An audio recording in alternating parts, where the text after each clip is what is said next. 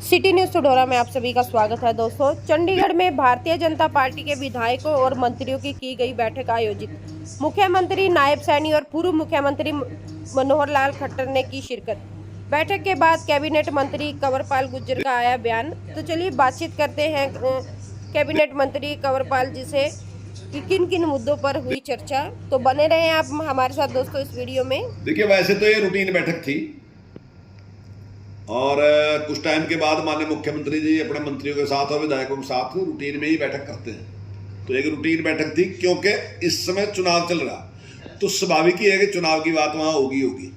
तो वो सारी बातचीत हुई है और भारतीय जनता पार्टी की तैयारियां जो है बहुत अच्छी तैयारियां हैं। और हमने एक निर्णय लिया कि हम 5 मई से पहले जितने भी हमारे विधानसभा हल्के हैं उन सब में एक बड़ी जनसभा हम करेंगे। कुछ हल्के हमारे ऐसे हैं जहां हमने जनसभा कर ली, कुछ हल्के ऐसे हैं जहां हमने फाइनल कर दी। तो लगभग हमने सभी हल्कों का समय जो है वो निश्चित कर दिया। और इन सभी सभाओं में हमारे वर्तमान मुख्यमंत्री नायब सैनी जी, पूर्व मुख्यमंत्री श्रीमान मनोहर लाल जी जनता को संबोधित करेंगे। सर, जो विजय संकल्प रैली जो निकाली जा रही है भारतीय जनता पार्टी की तरफ से, उनसे क्या फीडबैक मिला है? कि बहुत अच्छा लाभ मिल रहा है और जो भी हमने काम किए अभी तक, जितनी भी जनसभाएं की, तो बहुत अच्छा माहौल है। आपने मेरे यहाँ भी जगह देखा होगा जिस प्रकार से जनता उमड़ के आई, और सभी जगह पे आप देख रहे हैं कि जनता जिस प्रकार से उमड़ के भाग ले रही, क्योंकि जनता इस बात से बेहद खुश है, चाहे केंद्र के कामों से लगा लो और जिस निष्पक्षता के साथ काम है। और उसी प्रकार से हरियाणा में भी जिस निष्पक्षता के साथ काम हुए और जितनी तेज गति से काम हुए, उससे जनता खुश है। अभी क्या की सहयोगी पार्टी रही जेजेपी, उसमें इस्तीफों का दौर चल रहा है, उनके अध्यक्ष ने इस्तीफा दे दिया, आज कुछ विधायकों ने भी दिया। देखिए, वैसे तो उनकी पार्टी का अंदरूनी मामला है अब वो ऊपर, लेकिन क्षेत्रीय पार्टियों में इस प्रकार का दौर चलता ही है, आमतौर पर रूटीन में चलते ही है इस प्रकार का, पहले भी इस प्रकार का रहा है। तो वो एक कारण है, वो कारण तो वही स्पष्ट कर सकते हैं कि इस्तीफा दे। आपके सहयोगी रहे, लेकिन उनके जो निशान सिंह अध्यक्ष प्रदेश है, वो कह रहे हैं कि हम अपने कार्यकर्ताओं की आकांक्षाएं नहीं पूरी कर पाए, उनकी आशाएं पूरी नहीं कर पाए, इसलिए मुझे इस्तीफा देना पड़ रहा है। तो सहयोगी रहे तो क्या उनकी बात आप लोगों ने सुनी नहीं क्या?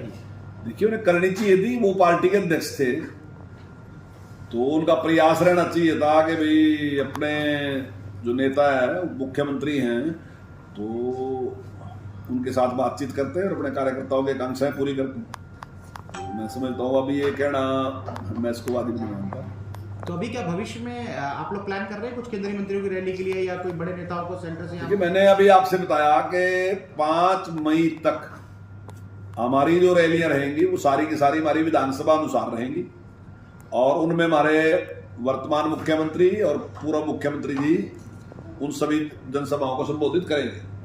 इसके बाद में केंद्र की जो भी जनसभाएं मिलेंगी तो निश्चित तौर से बड़ी रैलियां, वो एक लोकसभा की मिलेंगी या 2 लोकसभा की इकट्ठी रैली मिलेगी, तो हमारे बड़े नेताओं की जो भी जनसभाएं मिलेंगी तो वो। हरियाणा के कृषि मंत्री ने चौधरी बीरेंद्र सिंह के कांग्रेस ज्वाइन करने पर निशाना साधा। चंडीगढ़ में उन्होंने कहा कि चौधरी बीरेंद्र सिंह कभी भी बीजेपी पार्टी के उपयोगी नहीं थे। देखिए, वीरेंद्र सिंह जी ज्वाइन कर रहे हैं, उनको मेरी बहुत बहुत शुभकामनाएं। और मैं तो बहुत दिन से इंतजार कर रहा था कि वो कांग्रेस ज्वाइन करें, क्योंकि भारतीय जनता पार्टी ने जो मान सम्मान उनको दिया, मैं समझता हूँ इस मान सम्मान के लिए शायद वो कांग्रेस में तरस गए थे। लेकिन जितना सम्मान दिया उसके बावजूद भी अगर भारतीय जनता पार्टी को कोई भी मुश्किल स्थिति, तो वीरेंद्र सिंह कहीं भी खड़े नजर नहीं आए पार्टी के पक्ष में। पार्टी में जा रहे तो उनके लिए शुभकामनाएं, वहाँ खूब खुश रहें। और किसी नेता की भी उम्मीद कर रहे हैं कि आपकी जाना चाहिए उनको भी? नहीं, मैं और किसी की नेता की नहीं कर रहा, मैं तो केवल वीरेंद्र सिंह जी की बात कही। कुलदीप जी नाराज चल रहे हैं, उनको टिकट नहीं, बिल्कुल कुलदीप बिश्नोई जी बिल्कुल नाराज नहीं है, बिल्कुल खुश हैं, कोई इस प्रकार की बात नहीं, केवल आपकी बात है। आज विधायकों से समर्थन लेके दोबारा सरकार में, लेकिन उनके हाथ पल्ले तो कुछ नहीं रहा, एक बेचारे मंत्री बन पाए, बाकी लोग देखते रह गए कि सरकार जो मान सम्मान इंडिपेंडेंट विधायक को पूर्व मुख्यमंत्री जी ने दिया और वही मान सम्मान वर्तमान मुख्यमंत्री जी उनको दे रहे। देखिए, केवल और केवल पद के लिए कोई व्यक्ति नहीं रहता, हर आदमी का प्रयास होता है कि मैं अपने इलाके में मैक्सिमम विकास कराऊं, और विकास के मामले में सभी जो इंडिपेंडेंट विधायक हैं पूरी तरीके से सेटिस्फाई हैं कि उनके बहुत काम हुए, उनकी जनता उनसे खुश है। तो मैं समझता हूँ सबका लक्ष्य है तो एक दिन तो यही होता है कि हम ज़्यादा ज़्यादा काम कर सकें, तो उसमें कोई कमी नहीं छोड़ी। और जो और भी कोई पद देने की बात थी वो बिल्कुल दी है। चुनाव से संबंधित कुछ चीजें खरीदनी थी तो वो फाइनल कर दी।